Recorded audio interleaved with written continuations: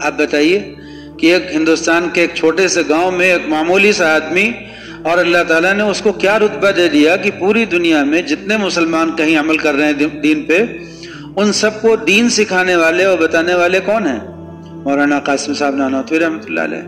انہوں نے خواب بھی دیکھا تھا، انہوں نے خواب دیکھا کہ میں کعبہ کی چھت پر کھڑا ہوں اور نہریں نکل رہی ہیں، بہت پانی نکل رہا ہے، بہت نہریں، اور چاروں طرف تیزی سے پانی بہہ رہا ہے۔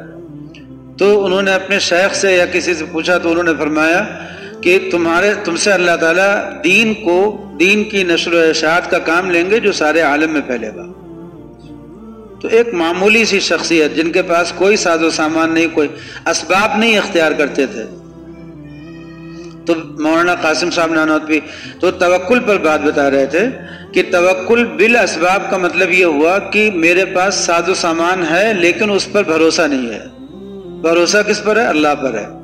اور ایک ہے میرے پاس کوئی ساز و سامان ہی نہیں ہے، میں نے ساز و سامان رکھا ہی نہیں ہے۔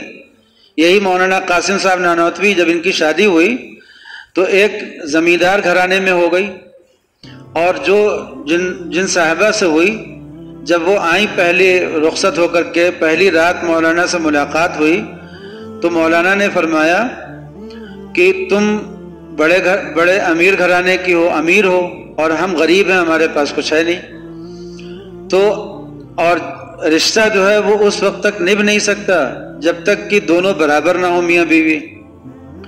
اب تم اتنی امیر اور ہم اتنے غریب، رشتہ نبھے گا کیسے؟ تو یا تو ہم امیر ہو جائیں تمہارے برابر، اور یا تم غریب ہو جاؤ۔ 1.5 کلو سونا ان کے والد نے ان کو زیور بنا کر کے دیا تھا، 1.5 کلو سونے کا۔ تو انہوں نے کہا کہ یا تو تم غریب ہو جاؤ یا ہم امیر ہو جائیں۔ تو انہوں نے کہا کہ کیا کرنا چاہیے بتائیے؟ فرمایا کہ دیکھو اس وقت فلاں جگہ پہ جنگ چل رہی ہے مسلمانوں کے خلاف، وہاں چندہ ہو رہا ہے، چندہ اس کے لیے ہو رہا، تم یہ چندہ دے دو زیور اپنا۔ ان اللہ کی بندی نے 1.5 کلو سونا اٹھا کر کے چندہ دے دیا، اور اسی دن وہ غریب ہو گئی، اسی رات غریب ہو گئی وہ۔ اس کے بعد جب واپس گئیں اپنے میکے، دیکھا ان کے جسم پر کوئی زیور نہیں ہے، تو گھر والوں کو خیال ہوا کہ ارے بھائی یہ کیا، سارا زیور معلوم ہوا کہ چندے میں چلا گیا۔ تو پھر ان کے والد صاحب نے پھر زیور بنا کر کے دیا ان کو، کہا کہ بھائی کچھ تو زیور رہنا چاہیے، پھر بنا کر کے دیا۔ اور پھر آئیں اور مولانا نے پھر وہی تقریر کی، پھر انہوں نے وہ سارا زیور صدقہ کر دیا۔ اب ان کے والد نے کہا کہ بس اب نہیں، ایسے تو ہماری پوری جائیداد ہی ختم ہو جائے گی اور مولانا سب چندہ دلوا دیں گے۔ تو مولانا قاسم صاحب نانوتوی رحمۃ اللہ علیہ اپنے آپ کو دنیا سے اتنا دور رکھتے تھے اور کماتے نہیں تھے، لیکن جب شادی کی تو پھر انہوں نے اپنی بیوی کے لیے کمانے کے لیے ایک پریس میں نوکری کی، 10 روپے ماہوار کی تنخواہ، 10 روپے مہینے کی تنخواہ پر، اور جو ہوتا تھا لا کر کے اپنی بیوی کو کا خرچہ اس سے پورا کرتے تھے۔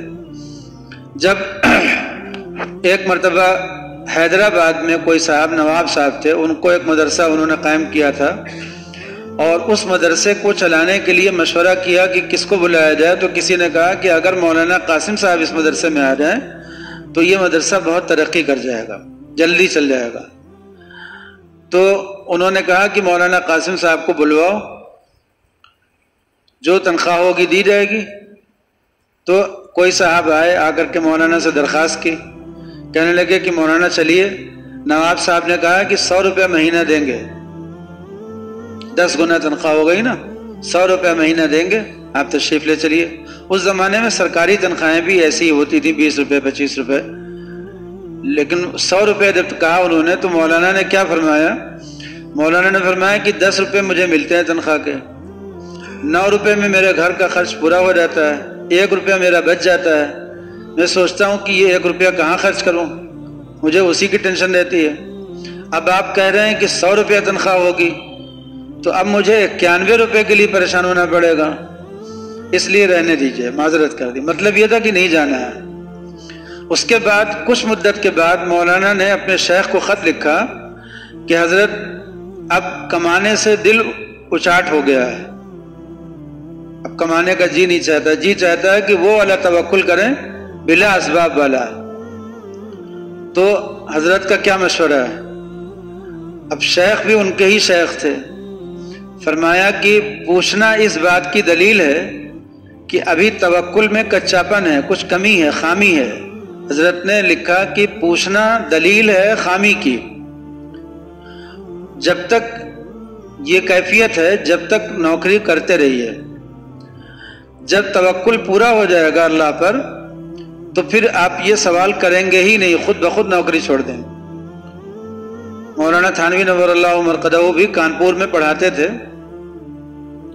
100 روپے تک تنخواہ ہو گئی تھی، 10 روپے پر آئے تھے اور 100 روپے تک تنخواہ ہو گئی تھی کانپور میں۔ اور جب 15 سال کے بعد تھانہ بھون میں جا کر کے بیٹھے ہیں اپنی خانقاہ میں، حاجی امداد اللہ صاحب کی خانقاہ میں، تو وہاں پر انہوں نے یہی والا توکل کیا، بلا اسباب والا، یعنی اب کمائیں گے نہیں اور جو ملے گا اس کو بس اسی پر گزر بسر کریں گے، جو من جانب اللہ آئے گا، نہ کسی سے سوال، نہ مانگنا، نہ کچھ کرنا، بس سب اللہ کے نام پر بیٹھ گئے، جو ملے گا اس میں گزر بسر کریں گے اور جو نہیں ملے گا تو صبر کریں گے۔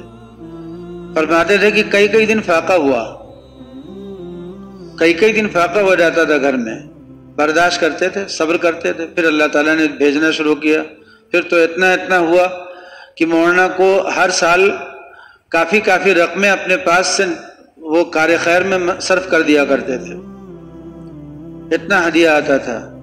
حالانکہ کسی سے ہدیہ لینے میں بھی بڑی پابندیاں تھیں، اس کو کبھی تفصیل سے بتائیں گے، لیکن یہ بتا رہے تھے کہ ایک توکل بالاسباب ہوتا ہے کہ ساز و سامان موجود ہے لیکن اس سے دل نہیں لگا، دل ہے اللہ پر، بھروسہ اللہ پر، اور ایک بلا اسباب ہے کہ ہم نے کوئی ساز و سامان رکھا ہی نہیں، اللہ ہی پر بھروسہ کر کے بیٹھے۔ یہ توکل بلا اسباب اس آدمی کے لیے جائز ہے جس آدمی کو اگر جان بھی دینی پڑے اس میں تو اس کے چہرے پر شکن نہ پڑے، اس کے دل میں اعتراض نہ پیدا ہو اور اسی حالت میں اللہ کے پاس خوشی چلا جائے۔